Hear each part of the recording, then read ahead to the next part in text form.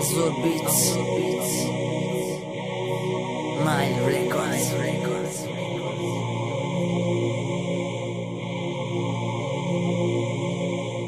Hayat bunlara öğretmedin mi sen? Öz yerlerini bilsinler. Haksızlık ediləndə susmasınlar, dinsinlər. Həyat üzvə qayıdırlar biləsən. İndi elə qudurublar ki, dəmir taxtanı pul dəmiri kəsər. Həyat mərhəmətlisən ki, hələ də dözürsən. Vor olublar, səni belə tanımırlar. Bəzən səni söyüb, sonra söyüklərində tanırlar.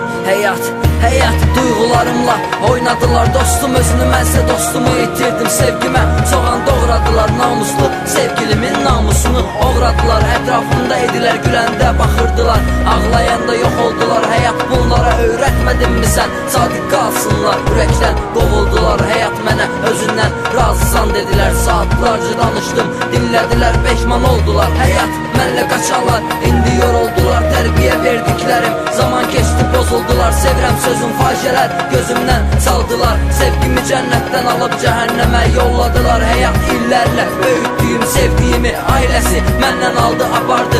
Allah'tan qorxmadılar. Həyat bunlar vampir oldular. Qanımı içdilər, amma hələ doymadılar. Daha dözümüm yox artıq, inan məni öldürəyən. Deyir rahat yaşamaq, inan. Hər kəs yananı insaf, vicdan. Daha dözümüm yox artıq, inan məni öldürəyən. Deyir rahat yaşamaq, inan.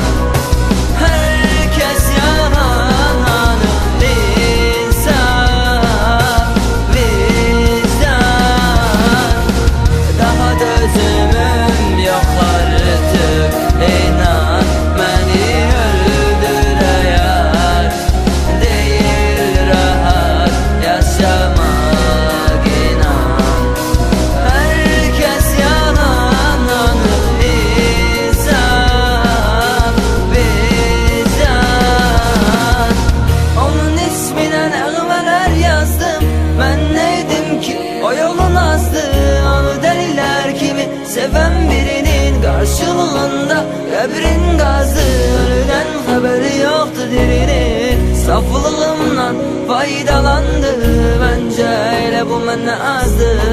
Məncə elə bu mənə azdı.